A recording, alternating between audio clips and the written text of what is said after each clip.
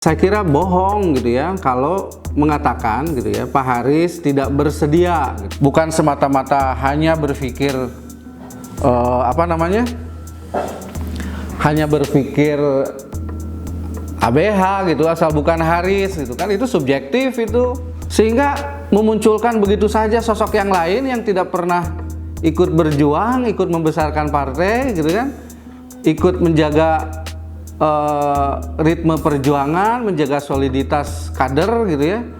Tahu-tahu diangkat ke langit ke-7 seolah itu lebih baik daripada sosok ketua DPC-nya gitu kan. Karena bagi saya nih sangatlah tipis batas antara pengkhianat dengan penyelamat. Alasanna naon Pak Haris make kudu dihalangan gitu, make kudu memunculkan sosok yang lain. Kalau memang konsisten menganggap Pak Haris itu mentor, senior, dukung dong. Posisi PKB pada Pilkada 2020, menurut saya kan PKB itu pemenang kedua pada Pileg 2019 itu dengan 8 kursi, suaranya hampir 140.000 kan.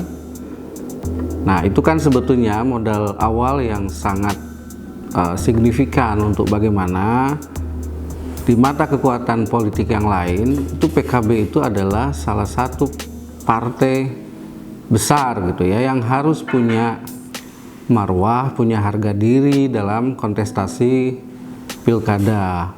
Nah tentu referensi yang harus kita jadikan rujukan adalah bahwa pada muktamar terakhir kemarin di Bali, itu Ketum Caimin menyampaikan bahwa pilkada itu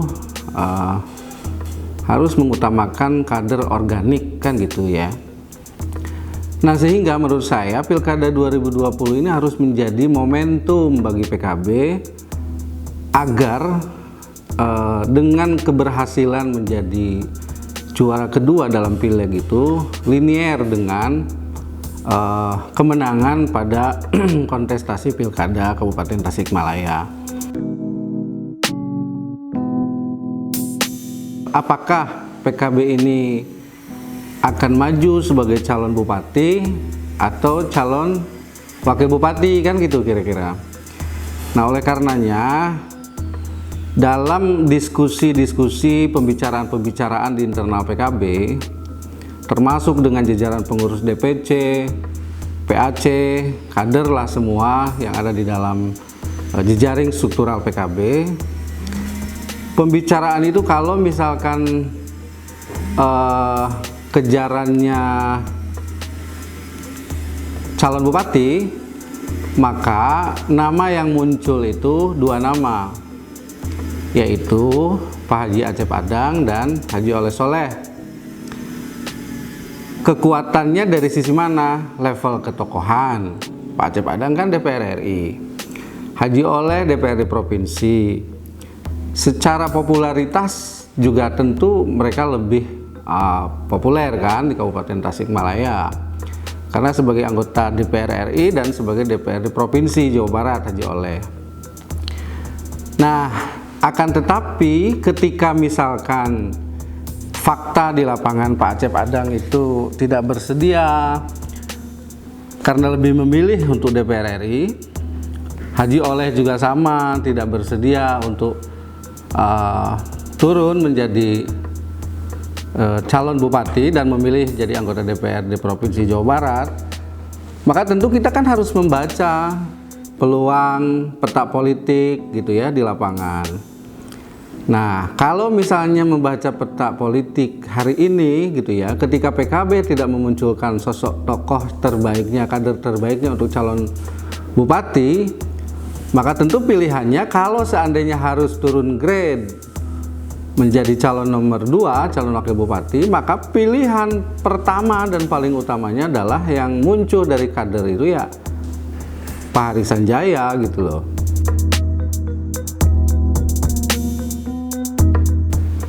Kenapa harus Pak Haris Sanjaya? Orang tentu paham, tahu bagaimana stok kader yang ada di PKB Kabupaten Tasikmalaya. Pak Haris ini kan termasuk as-sabiqunal awwalun di PKB gitu loh. Awal berdiri dia jadi sekretaris DPC 2 kali, ketua DPC PKB 2 periode gitu kan, menjadi anggota DPRD dari tahun 2004 gitu kan, sehingga 3 kali di DPRD. Dan kemarin periode terakhir 2014-2019 itu bersama-sama dengan saya 1 periode di DPRD dan beliau sebagai wakil ketua. Tentu kita paham betul bagaimana sosok Pak Haris itu dalam mengurus partai, mengelola partai, membesarkan partai, sehingga pada periode Pak Haris lah gitu ya, DPC PKB sangat solid dengan PCNU, dan PKB berhasil menaikkan raihan kursinya pada tahun 2014 pileg kemarin itu dari 5 menjadi 8. Dilanjutkan lagi 2019 juga bisa bertahan sampai 8 kursi gitu kan.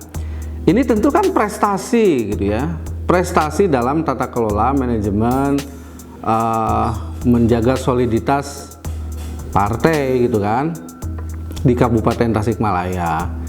Nah, dengan bacaan seperti itu, maka ketika ada kontestasi seperti ini, kita di bawah gitu ya, di DPC termasuk kader-kader PKB, tentu nggak ada pilihan lain. Kalau ada peluang untuk posisi nomor 2, maka nggak ada pilihan lain selain Pak Haris Sanjaya. Saya kira bohong gitu ya kalau mengatakan gitu ya Pak Haris tidak bersedia gitu ya. Yang saya tahu Pak Haris itu tidak bersedia kalau diminta untuk maju sebagai calon nomor 1, calon bupati. Nah, tentu dia itulah kelegowoan, kerendah hatian beliau mengukur dirinya. Kalau nyalon nomor 1 beliau mungkin mengukur bajunya sendiri gitu ya, sehingga untuk dicalonkan nomor 1 mah tidak bersedia. Akan tetapi kalau seandainya fakta di lapangan PKB harus memajukan calon wakil bupati, maka Pak Haris tidak mengatakan tidak bersedia gitu ya. Justru beliau kalau posisi nomor 2 bersedia gitu kan. Dan hari ini informasi terkini terbaru yang saya ketahui, DPW PKB itu kan sudah menerima formulir pendaftaran 3 kandidat yang maju sebagai calon bupati atau calon wakil bupati. Ketiganya itu adalah Pak Haris Sanjaya, Pak Iwan Saputra, dan Iip Miftahul Fauz. Nah, ketika itu sudah mengisi formulir kan berarti bukan tidak bersedia. Itu kan berarti sudah bersedia gitu. Kenapa informasinya malah disebutkan beliau tidak bersedia kan gitu? Nggak masuk akal itu. Nah, tahapannya hari ini Pak Haris Sanjaya dan yang 2 laginya itu sedang menunggu proses UKK, uji kelayakan dan kepatutan dari Despilkada DPP PKB. Nah, kita tunggu saja proses itu. Makanya kalau misalnya sudah muncul statement yang menyatakan pasangan ini sudah final gitu kan, mengatakan final harga mati segala macam, logikanya dan argumentasinya dari mana gitu loh. Kita kan harus objektif dong menilai sosok kader yang layak dimajukan itu, kapasitas, pengalaman, kematangan, perjalanan panjang berjuang mengurus partai gitu ya, berdarah-darah gitu kan. Apresiasi dong gitu kan. Jadi jangan berpikir membaca peta peluang itu dengan kacamata yang sifatnya subjektif. PKB ini mau menang apa tidak, atau hanya sekedar maju mencalonkan saja gitu kan. Kalau berpikirnya maju dan menang itu harus objektif, membaca peta, mengapresiasi kader gitu kan. Bukan semata-mata hanya berpikir hanya berpikir ABH gitu, asal bukan Haris gitu kan. Itu subjektif, itu nggak bagus lah untuk perjalanan partai. Kalau partai ingin besar, membaca peta, membaca kader itu harus objektif gitu kan. Jadi jangan lebih dominan unsur subjektif, dan jangan ada istilah di depan bicara mentor, bicara senior gitu ya. Tapi ternyata tidak ditunjukkan dengan wujud apresiasi bahwa beliau itu bagaimanapun adalah sosok yang menghantarkan kader-kadernya maju baik di DPRD kabupaten maupun di DPRD provinsi gitu ya. Ya saya kira memang bacaannya, faktanya seperti itu gitu ya. Seolah-olah ngahalangan, bukan asal ulah Haris gitu kan. Ya argumentasinya dong gitu loh. Sehingga memunculkan begitu saja sosok yang lain yang tidak pernah ikut berjuang, ikut membesarkan partai gitu kan, ikut menjaga ritme perjuangan, menjaga soliditas kader gitu ya. Tahu-tahu diangkat ke langit ke-7 seolah itu lebih baik daripada sosok ketua DPC-nya gitu kan. Apalagi kalau bukan dibaca sebagai hanya bacaan subjektivitas gitu. Partai akan hancur kalau terus-terusan begitulah. Ini semacam virus yang harus segera dihilangkan, bacaan-bacaan yang sifatnya subjektif itu. Karena kita berpikirnya, ayo berpikir demi kemenangan PKB, demi kebesaran PKB, demi bagaimana nanti di pilkada ini PKB menjadi pemenang gitu kan. Jangan hanya mengikuti emosi yang sifatnya subjektif gitu loh. Tapi nanti partai yang dirugikan gitu kan.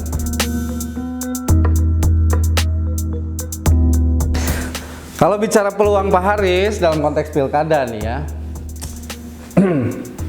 saya sangat yakin bahwa sejauh yang saya ketahui, sejauh yang saya pahami dalam membaca peta pilkada Kabupaten Tasik, pertama begini, kalau misalkan nanti paket koalisi dan pasangannya itu sudah jelas, misalkan paket PDIP, P3, Pak Adi Sugianto dan Pak Cecep Nurul Yakin gitu ya, itu kan pasangan merah, pasangan hijau muda kan gitu ya. Kalau seandainya muncul penantangnya dari paket pasangan petahana itu, koalisi penantang ini misalkan di sini ada Gerindra, ada Demokrat, ada Golkar, maka tidak akan seru dan tidak akan sempurna perjuangan gitu ya kalau di sebelah sininya tidak ada hijau. Menurut saya Kabupaten Tasik itu adalah pertarungan di mana kekuatan hijau itu nemplok gitu kira-kira. Maka dari itu ketika membaca misalkan di sini nih di Pak Ajis ada Gerindra, ada Golkar, ada Demokrat, lalu ada PKB, maka sangat rasional, sangat logis membaca peta pertarungan ini kalau misalkan sosok Pak Ajis ini mengambil calon wakilnya dari kekuatan hijau tua gitu, PKB. Siapa sosoknya? Ya sekali lagi itu sosok terbaiknya. Pemahaman tentang jalan pemerintahan sudah jauh, pengalaman di politiknya juga sudah matang, di DPRD-nya juga kemarin sudah sangat ini gitu ya.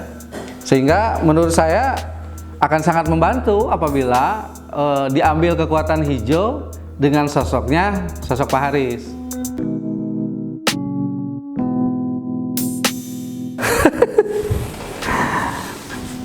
Nah, kalau misalkan apa yang saya lakukan selama ini dianggap sebagai pengkhianatan terhadap partai, Satu yang harus dicatat ya, saya berjuang ini ya, sebetulnya menjaga, membela marwah partai sebetulnya. Yang saya perjuangkan itu adalah Ketua DPC PKB yang saya perjuangkan ini. Agar bagaimana pilkada ini adalah momentum terbaik Ketua DPC PKB Pak Haris bisa menjadi leader di eksekutif gitu ya, sebagai calon wakil bupati. Ya saya lakukan itu untuk melakukan bagaimana caranya supaya beliau ikut kontestasi menjadi pasangan calon bersama Pak Haji Aziz Rismaya Mahfud kalau saya. Karena bacaan yang paling rasional itu ya itu. Jadi kalau saya dengan melakukan itu misalkan dianggap sebagai pengkhianat, toh karena memang selama ini kan keputusan partai juga belum turun. Mereka sendiri mengatakan sudah final, sudah mengatakan ini. Apakah itu juga cerminan sebagai ketaatan terhadap aturan partai?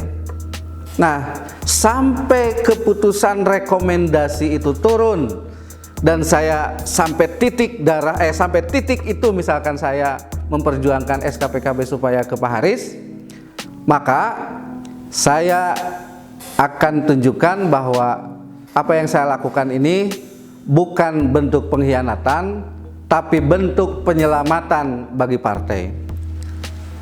Ya, karena bagi saya nih sangatlah tipis batas antara pengkhianat dengan penyelamat.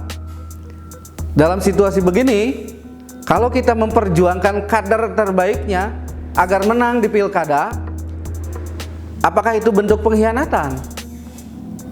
Saya justru ingin menyelamatkan kader terbaik